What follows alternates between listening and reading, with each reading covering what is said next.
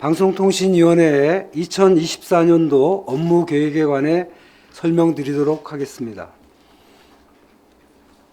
아시다시피 오늘날 미디어 산업은 급변하고 있습니다.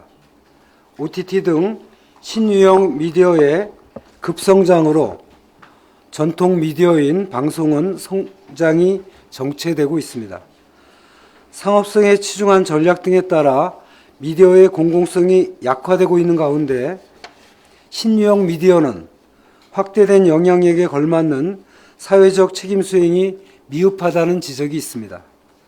특히 AI 등 디지털 신기술의 출현으로 새로운 유형의 피해와 이용자 불편이 발생하고 있다는 우려도 제기되고 있습니다. 방통위는 이러한 환경 변화에 대응하여 신뢰받고 혁신하는 글로벌 미디어 강국 실현을 위해 3가지 핵심 과제를 추진할 계획입니다. 주요 내용을 설명드리겠습니다. 첫째, 미디어 산업의 혁신 성장 기반을 조성하겠습니다. 이를 위해 방송과 통신, 미디어의 법제 패러다임을 개편하겠습니다. 개별법에 분산된 미디어 규율 체제를 정비해서 미디어 산업의 지속 가능한 성장을 지원하는 통합 미디어법 마련을 추진하겠습니다. 또한 인공지능 서비스의 신뢰성을 보장하고 역기능으로부터 이용자를 보호하기 위해 가칭 인공지능 서비스 이용자 보호에 관한 법률 제정을 추진하겠습니다. 아울러 축소된 방송 서비스 수요와 방송시설 노후화를 고려해서 UHD, AM 라디오 등 방송 서비스의 운영 효율화 방안도 모색해 나가도록 하겠습니다. 방송통신 미디어 산업의 활력 제고를 위해 방송 규제를 완화하고 신산업 활성화를 지원하겠습니다.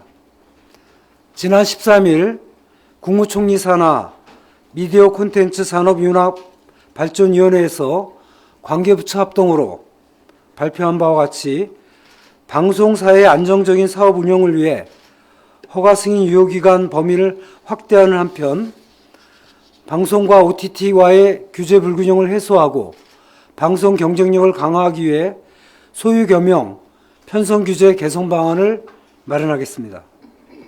또한 방송 광고 산업의 활성화를 위해 새로운 광고 이용은 원칙적으로 허용하고 방송 광고 종류, 방식 등과 관련한 규제를 합리적으로 개선하는 한편 타이틀 스폰서십 도입 등 협찬 규제를 완화하는 방안도 검토하도록 하겠습니다. 위치 정보는 산업 전반에 활용되는 핵심 정보입니다.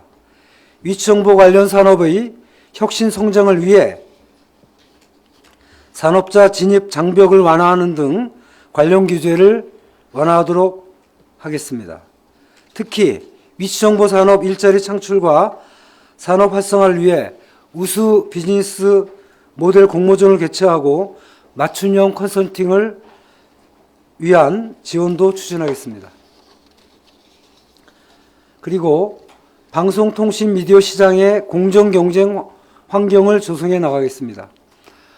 지난 민생토론회에서 발표한 바와 같이 단말기 유통법 폐지를 추진하고 폐지 이전이라도 지원금 경쟁 촉진을 위한 다양한 방안을 추진하도록 하겠습니다. 또한 고가 요금제 가입 유도 등 이용자 이익 침해 행위를 점검하고 시장 모니터링을 강화하여 이용자 중심의 통신시장 질서를 확립해 나가도록 하겠습니다.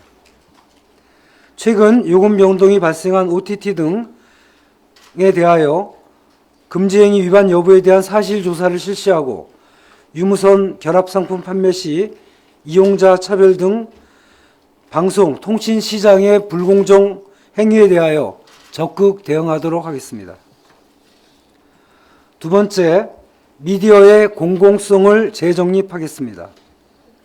우선 포털 뉴스의 신뢰성과 투명성을 확보하기 위해 뉴스 제휴 평가 기후 제도를 개선하고 균형적인 여론 형성을 도모할 수 있도록 알고리즘의 투명성을 확보하기 위한 방안을 마련해 나가겠습니다.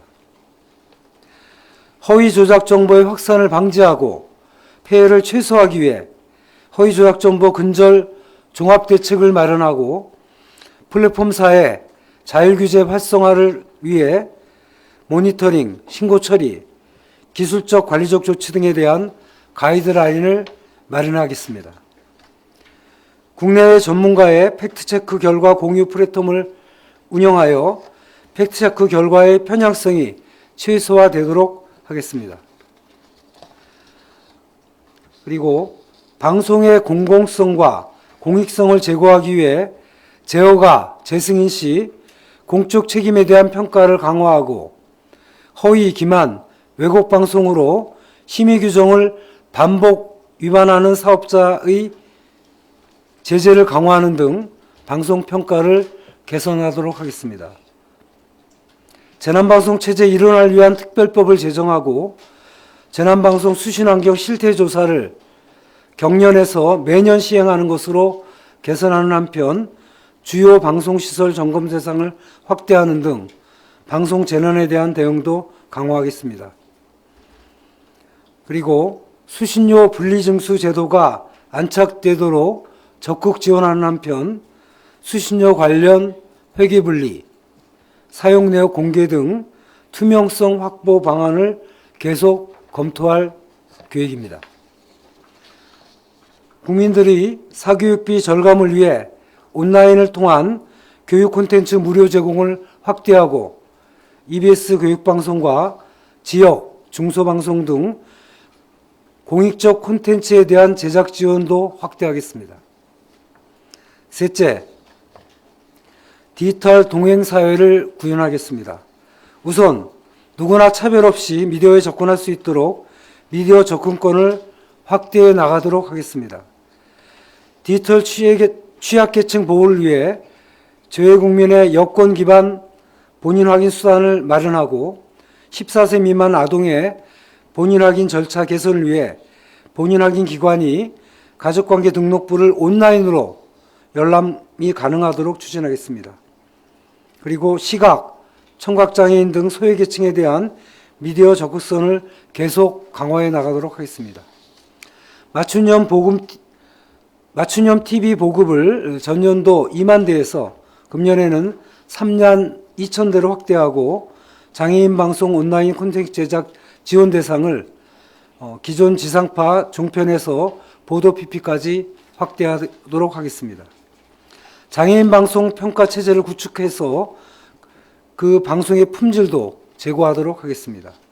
특히 인공지능 등 새로운 디지털 서비스의 역기능으로부터 이용자를 보호하기 위한 정책을 중점 추진하겠습니다. 인공지능으로 생성된 콘텐츠를 게시하는 경우 인공지능 생성물임이 표시하도록 의무화하고 새로운 이용자 피해 대응을 위한 가이드 마련을 위해 사업자의 자발적 개선을 유도하는 한편 인공지능 관련 피해 구제를 위한 전담 신고 창구를 설치하겠습니다. 디지털 서비스의 국민 불편 해소를 위해 플랫폼 서비스 장애 발생 시 고지 기준 시간을 단축하고 글로벌 사업자의 국내 대리인 자격 요건을 강화하는 등 국내 대리인 제도도 개선하도록 하겠습니다. 최근 정보통신망에 범람하는 불법 유해 정보가 사회적 문제로 떠오르고 있습니다. 마약, 도박 등 민생과 직결된 불법 정보를 신속하게 삭제, 차단할 수 있도록 방송통신심의위원회의 통신심의기간 단축 등을 위한 법령 개정도 추진하겠습니다. 이상으로 업무계획의 주요 내용을 말씀드렸습니다. 오늘 저희가 보고한 과제를 충실히 이행하여 미디어의 혁신 성장과 공공성, 이용자 보호가 어우러져 신뢰받고 혁신하는 글로벌 미디어 강국으로 도약할 수 있도록 최선을 다하겠습니다. 앞으로 방송, 통신, 미디어 분야의 중장기 정책 방안을 담은 제6기 방통위 비전 및 정책과제 마련 과정에서 지금 말씀드린 정책 방안을 구체화시켜 나가도록 하겠습니다. 이상으로 브리핑을 마치겠습니다. 감사합니다.